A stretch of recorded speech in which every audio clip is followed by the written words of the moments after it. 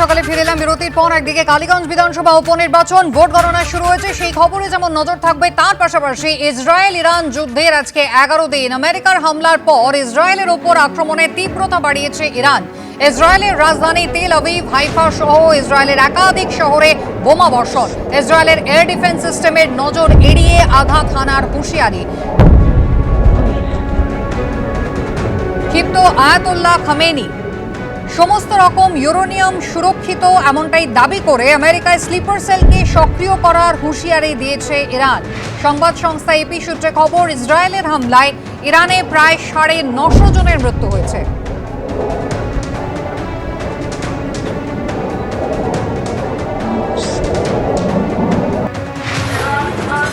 Colonel পৃথ্বীরঞ্জন Das আমাদের সঙ্গে রয়েছেন আলোচনায়। আমি প্রথমে কর্নেল দাস আপনার কাছে যেটা জানতে চাইব, একটা হচ্ছে যে ইসরায়েল এবং ইরান একেবারে সমরাস্ত্রের লড়াই সেখানে চলছে, ক্ষেপণাস্ত্রের লড়াই সেখানে চলছিল। আমেরিকা যেখানে ঢুকে পড়লো, প্রবল শক্তিধর আমেরিকা ঢুকে পড়ার পর গোটা ডাইমেনশনটাই কিন্তু বদলে গিয়েছে। এই মুহূর্তে ভারতের অবস্থান, যেটা প্রাথমিকভাবে আমাদের সকলের কনসার্ন।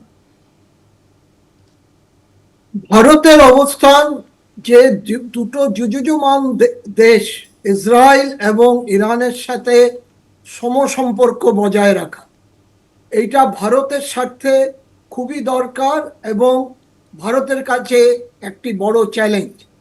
এখনো পর্যন্ত যে সম্পর্কের আমরা দেখতে পাচ্ছি, দু দেশের সাথে ভারত সম্পর্ক ভালো রেখেছে। যেটা গত দুদিন ধরে আমরা দেখছি, ইরান ওখানকার যারা আমাদের ভারতীয় ছাত্রছাত্রীরা আটকে পড়েছিল, তারা যাতে বেরিয়ে আসতে পারে একটা সেফ প্যাসেজ করে 1 ঘন্টার জন্য, ওরা কোনো রকম আকাশ সীমায় কোনো বিপদ হবে না বলে আশ্বস্ত করেছে এবং একই সঙ্গে ইসরায়েলও সেটা মেনে নিয়েছে। এইটা আমার মনে হয় দু দেশের সঙ্গে সুসম্পর্কের একটি লিটমাস টেস্ট। কিন্তু যুদ্ধ বড় জটিল ব্যাপার, কোন সময় কোন মোড় ঘুরবে সেইটা নিয়ে একটা সবসময় আমাদের কূটনৈতিকবিদদের যতটা অ্যালার্ট থাকতে হবে, রাজনৈতিক নেতৃত্ব সেই ব্যাপারে নিশ্চয়ই সজাগ থাকবে। আমেরিকার সাথে সম্পর্ক আমাদের যেরকম আছে সেরকমই থাকবে, তবে প্রধানমন্ত্রী যেটা ঘোষণা করেছে যে রণাঙ্গন থেকে কোনো সিদ্ধান্ত হয় না, সেখানে আলোচনার মাধ্যমেই সিদ্ধান্তে আসতে হবে এবং আলোচনায় যদি বসতে হয়, যুদ্ধ কিছুক্ষণের জন্য হলে, কিছু দিনের জন্য হলেও বন্ধ করতে হবে। তো এখন দেখা যাক, আমাদের কাছে একটা সবচেয়ে বড় চ্যালেঞ্জ হচ্ছে কয়েকটা। একটা হচ্ছে আমাদের ওইখানে যারা ভারতীয়রা আটকে আছে তাদের নিরাপদে ফিরিয়ে আনা। ইসরায়েলেও আমাদের প্রচুর ভারতীয় গেছে, ইদানিংকালে ইউপি এবং গুজরাট থেকে কয়েক হাজার শ্রমিককে ওরা রিক্রুট করে নিয়ে গেছিল। তারা যদি সেখানে নিরাপত্তাহীনতায় ভোগে, সেখান থেকে তাদের ফিরিয়ে আনা, ইরান থেকেও ফিরিয়ে আনা। দ্বিতীয় হচ্ছে যে আমরা যেই সম্পর্কটা রেখেছি সেই সম্পর্কটাকে বজায় রাখা এবং ইসরায়েল এবং ইরান দুজনের মধ্যে যদি ওরা যদি চায় ভারতের মধ্যস্থতা, সেখানে ভারত একটা সদর্থক ভূমিকা পালন করতে পারবে। কারণ ভারতের অর্থনৈতিক সমস্যা, অর্থনৈতিক গুরুত্ব এবং সামরিক গুরুত্ব দুদিক থেকেই এই দুটি দেশ আমাদের কাছে অত্যন্ত গুরুত্বপূর্ণ। একদম। আমি আপনার কাছে আবারও আসবো, আমি চন্দনদার কাছে এই জায়গায় আসি। চন্দনদা, যে ডোনাল্ড ট্রাম্প একেবারে ভারত পাকিস্তানের মধ্যে যখন একটা যুদ্ধের পরিস্থিতি তৈরি হয়েছিল, সংঘর্ষ বিরতি তার কথাতেই হয়েছে, তিনিই করিয়েছেন, 8-10 বার সেই দাবি তিনি করেছেন। আজকে ইসরায়েল বনাম ইরান যখন চলছিল, সেখানে মাঝখানে হঠাৎ করে ট্রাম্প কি করে চলে এলেন? ডোনাল্ড ট্রাম্প তিনি একেবারে সরাসরি রীতিমতো যুদ্ধ ঘোষণা করে দিয়ে একের পর এক এই যে অপারেশন মিডনাইট হ্যামার, এর কারণটা কি? দেখো, এখানে একদম পরিষ্কার ব্যাপার যে আজকে ডোনাল্ড ট্রাম্পের এই রাজনীতি অ্যাবসলিউটলি একটা স্ট্রং ডোমেইন তৈরি করা এবং সেখানে একটা এক্সপ্যানশনিজম বা তার একটা ব্যাপ্তি এবং রাজনৈতিক কন্ট্রোল, এটা ট্রাম্পের সাধারণ রাজনৈতিক ধর্ম। এটা কিন্তু আমরা ফার্স্ট টার্মেও দেখেছি, আমরা এই টার্মে আরও বিশেষভাবে দেখছি। এই ট্রেড রেসিপ্রোকাল ট্যাক্স তৈরি করা থেকে আরম্ভ করে একটা ডিপ্রেসিভ সিচুয়েশন তৈরি করা এবং একটা কন্ট্রোলিং অথরিটি রাখবো, এরকম একটা ভাবমূর্তি বা মানসিকতা। আমাকে দেখতে হবে একটু আমার দেশের ফরেন পলিসি কি চেঞ্জ হয়েছে আমাদের একটু বুঝতে হবে। তার কারণ by the way of study of foreign policies in India, যেখানে আমরা এখনো পর্যন্ত আছি ইনট্যাক্ট, এবং আমাদের প্রিভিয়াস যেমন আমাদের ন্যাম, যেখানে জোট নিরপেক্ষ আন্দোলনে আমাদের ভূমিকা, আজকে নর্থ সাউথ ব্লক যে ডিভিশনটা আজকে সেটা নেই, যেটা উন্নয়নশীল এবং উন্নত দেশগুলোর মধ্যে যে সমস্যাটা সেটা নেই, কিন্তু সাউথ ব্লকের পরিস্থিতিটা আমাদের এখনও রয়ে গেছে। এবং এইরকম একটি জায়গাতে কখনো আসিয়ান, কখনো বিমস্টেকে আমাদের নির্দিষ্ট ভূমিকা আছে। ইরানের সাথে আমাদের সভ্যতাগত রিলেশন আছে। চাবহার ওই পোর্টটাকে আমরা 10 বছর লিজে কন্ট্রোল করছি, এবং প্যালেস্টাইন অর্গানাইজেশনে 1974-এ আমরা কিন্তু তাকে রেকগনাইজ করেছিলাম, যেটা ইয়াসের আরাফাতের নেতৃত্বে ছিল। স্টেটহুডকে আমরা করেছিলাম 1978, প্যালেস্টাইনিয়ান স্টেটহুড। ঠিক এইরকম একটি জায়গায় দাঁড়িয়ে তারও পরবর্তী সময় তো আমাদের এই ইসরায়েলের সাথে সম্পর্ক 1992। এখন প্রশ্নটা হচ্ছে সামগ্রিকভাবে যে পিস কিপিং আইডিয়া আমরা স্ট্যাবলিশ করেছি বিভিন্ন সময়, এবং সেই শান্তিপূর্ণ অবস্থানে কি আমরা বিচ্যুত হচ্ছি? তা না হলে বারবার ট্রাম্পের নির্দেশ এবং সেক্ষেত্রে আমাদের প্রধানমন্ত্রীর মৌনম এবং আমাদের ডাকা, আমরা সবাই বলছি আমরা দেশের পাশে, দেশের জন্যই তো আমরা, আমাদের জন্য কেন স্পেসিফিকলি এই পার্লামেন্টের বিশেষ অধিবেশন ডাকা হবে না? তাতে কি হতো? আলোচনার বৃহত্তর একটা ক্ষেত্র প্রস্তুত হতো, আমরাও কনফিউশনে থাকতাম না। সত্যি আমাদের অবস্থান কি? ভারত চুপ করে থাকাটাও কিন্তু নিরপেক্ষ না। ভারতকে অ্যাগ্রেসিভলি এগোতে হবে এবং বুঝতে হবে যে পরিস্থিতি তৈরি হয়েছে, তাতে শান্তিপূর্ণ ভূমিকা নিতে গেলেও অ্যাক্টিভিজম দরকার। এবং একেবারে যেখানে দ্বিধা বিভক্ত হয়ে গিয়েছে এই মুহূর্তে গোটা পৃথিবী, সেখানে ভারতের অবস্থানটা কোথাও বোধহয় স্পষ্ট করাটা অত্যন্ত প্রয়োজন, এমনটাই চন্দনদা বলছেন। মধ্যপ্রাচ্যের যুদ্ধে আমেরিকা জড়িয়ে পড়েছে, যার প্রতিবাদে নিউ ইয়র্কে কিন্তু বিক্ষোভ হচ্ছে। ইরান ইসরায়েল সংঘাতে ময়দানে কেন নামলো আমেরিকা, এই প্রশ্ন তুলে ডোনাল্ড ট্রাম্পের বিরুদ্ধে বিক্ষোভ।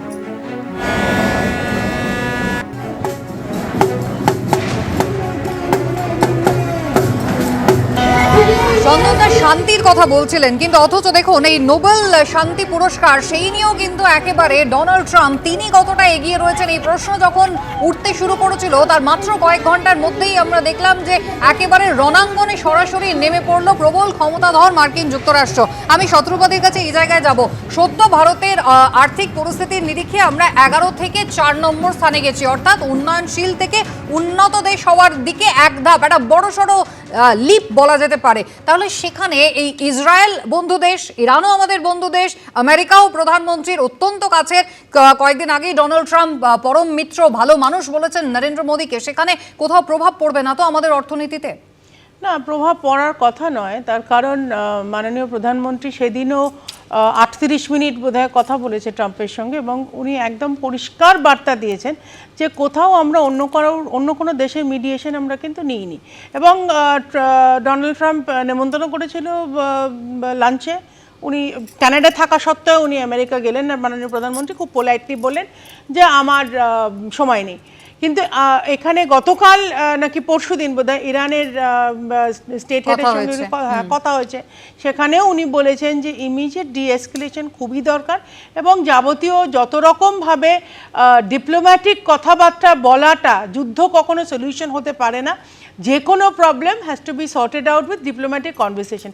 এটা তুমি দেখবে যে তোমরাও বোধহয় কালকে থেকে দেখাচ্ছিলে, পীয়ূষ গোয়েলও মানে as honourable minister of commerce and industry উনিও এই কথাটাই বলেছেন যে তুমি যেহেতু বললে যে ইকোনমিক পাওয়ার হিসেবে আমরা এখন 4th largest in the world, তো ন্যাচারালি কমার্স অ্যান্ড ইন্ডাস্ট্রি মিনিস্টারও একই কথা বলেছে যে আমরা মনে করি ভারতীয় দেশ হিসেবে প্রধানমন্ত্রী বারবার এটা ক্লিয়ার ইন্ডিকেশন দিয়েছেন যে যতটা সম্ভব ধৈর্য ধরে কথা বলে দুটো দেশের মধ্যে মীমাংসা করে নেওয়া দরকার। এখন আমরা যেটা দেখছি যে পুরো এন্টায়ার মধ্যপ্রাচ্য সিচুয়েশনটা এতটাই এসকেলেট করে যাচ্ছে যে একেবারে পৃথিবী দুটো ভাগে ভাগ হয়ে যাচ্ছে।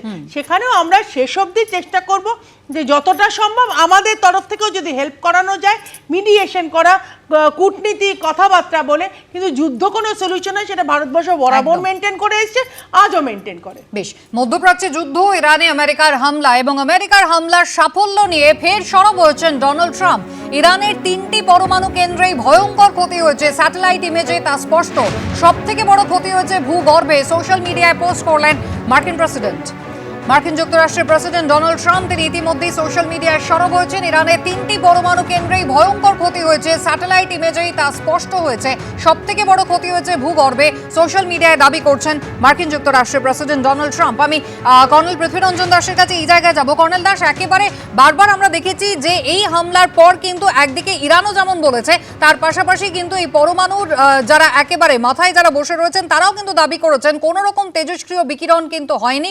এবং ইরান বারবার দাবি করছে এই 3টে গুরুত্বপূর্ণ যে পরমাণু কেন্দ্র রয়েছে কোনো ক্ষতি হয়নি, এমনকি তারা তাদের বিজ্ঞানীদেরও আগেই সেখান থেকে সরিয়ে রেখেছিলেন, যে সমস্ত জিনিসপত্র সেগুলো নাকি সরানো হয়েছিল। আপনি একদম ঠিক কথা বলেছেন। ইন্টারন্যাশনাল অ্যাটমিক এনার্জি এজেন্সি এবং আরো একটা যে বিভাগ আছে, তারা ইমিডিয়েট পোস্ট এক্সপ্লোশনের পরে যে ওখান থেকে ফ্লাই করেছে, তারা প্রথমেই একটা রিপোর্ট সাবমিট করেছে কোনো রকম রেডিয়েশন হয়। এই রেডিয়েশন না হওয়ার অর্থ হলো যে হয় যেই অস্ত্রটা ব্যবহার করা হয়েছিল G57 বম, যেটা B2 প্লেন থেকে মারা হয়েছিল, যেটা নাকি মার্কিন যুক্তরাষ্ট্রের স্ট্র্যাটেজিক বম্বার, অত্যন্ত ক্ষমতা সম্পন্ন এই বম্বার এবং তার অ্যামুনেশন 13,000 কেজি অর্ডিন্যান্স ওরা ওখানে ভার্টিক্যালি ড্রপ করেছে। সেই বম্বিং করে যদি দেখা যায় যে রেডিয়েশন আসেনি, হয় সেই বমটা ভূগর্ভে, যে স্পেশালি পূর্বতে যে জায়গাটা, সেটা পাহাড় আছে উপরে, তার নিচে স্ল্যান্ট করে ঢুকে তার গভীরে ইরানিয়ানরা রেখেছে। কেউ বলে 300 মিটার, কেউ বলে 500 মিটার। কারণ ওটাকে যদি বম্বিং করতে হয় পাহাড়ের চূড়াতেই বম্বিং করতে হবে, তারপরে আস্তে আস্তে আস্তে আস্তে ওরা অনেকগুলি বিস্ফোরণ ঘটিয়ে টার্গেটে পৌঁছাবার। তাহলে হয়তো সেই অস্ত্রের ধার ইউরেনিয়ামে পৌঁছায়নি, বা যেখানে অস্ত্র রাখা আছে পৌঁছায়নি, অথবা সেখানে আদৌ কোনো ইউরেনিয়াম নেই। তো দুটো ক্ষেত্রেই এটা পরিষ্কার যে টার্গেট কিন্তু বম্বিং করেছে, কিন্তু টার্গেট অ্যাচিভ হয়নি। যেটা ওরা প্রথম থেকেই বলেছিল যে আমরা ওদের নিউক্লিয়ার শক্তিটাকে বিনষ্ট করব, যেটা ইসরায়েলও যুদ্ধে নেমে বলেছিল যে আমাদের প্রথম এইম হচ্ছে ইরানের আণবিক ক্ষমতাকে ধ্বংস করে দাও। কিন্তু সেক্ষেত্রে দেখা গেল সেটা পারেনি। তারপরে কিন্তু আপনারা লক্ষ্য করে থাকবেন, ইসরায়েল তার যুদ্ধের এইম চেঞ্জ করলো, যে আমরা গভর্নমেন্ট চেঞ্জ করে। আর ইসরায়েল পুরো ব্যাকফুটে আসলো, কারণ ইসরায়েলের এয়ার ডিফেন্স মোটামুটি গ্যাপ সৃষ্টি হলো এবং ইরান সাকসেসফুলি অত্যন্ত তৎপরতার সঙ্গে ওখানে মিসাইল এবং বম্বিং করতে থাকলো। একদম। তখন আমেরিকা দেখলো যে ইসরায়েল যদি আরো ক্ষতিগ্রস্ত হয়, তাহলে আমেরিকার ওখানে যে 16টা দেশ পশ্চিম এশিয়াতে রয়েছে, তার মধ্যে একমাত্র ইসরায়েল হচ্ছে ওয়েস্টার্ন কান্ট্রিজ এবং আমেরিকার সবচেয়ে বিশ্বস্ত দেশ। তারা ওদের যে প্রচুর ইনভেস্টমেন্ট পেট্রোলিয়ামের এখানে রয়েছে, তার স্বার্থটা ইসরায়েল দেখে। একদম। আমি আপনাকে একটু বিরত করি কর্নেল দাস, আমি আবারও এই আলোচনায় ফিরে আসবো। কারণ একদিকে আমেরিকা তারা যখন একেবারে সরাসরি রণাঙ্গনে নেমে গিয়েছে, তখন চীন, রাশিয়া তাদের অবস্থান এবার কি হবে? তাহলে কি ইরানকে প্রত্যক্ষ নাকি পরোক্ষ মদত তারা দেবে?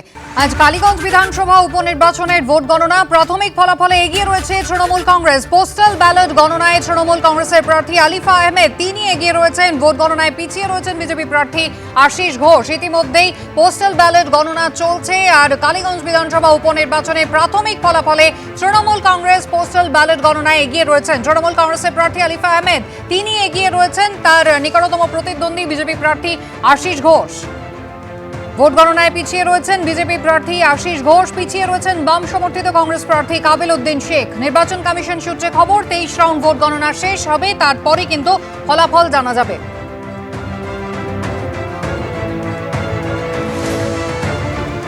পোস্টাল ব্যালট গণনা চলছে, যেখানে প্রাথমিকভাবে এগিয়ে রয়েছেন তৃণমূল কংগ্রেসের প্রার্থী আলিফা আহমেদ।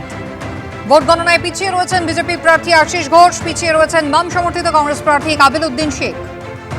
মোট 23 রাউন্ড গণনা হবে, ত্রিমুখী লড়াই, ত্রিস্তরীয় নিরাপত্তা। পোস্টাল ব্যালট গণনা চলছে। 19 তারিখ হয়েছিল কালীগঞ্জ বিধানসভা উপনির্বাচন। ভোট গণনা শুরু হয়েছে, পোস্টাল ব্যালট গণনা চলছে। প্রাথমিকভাবে তৃণমূল কংগ্রেসের প্রার্থী আলিফা আহমেদ তিনি এগিয়ে রয়েছেন।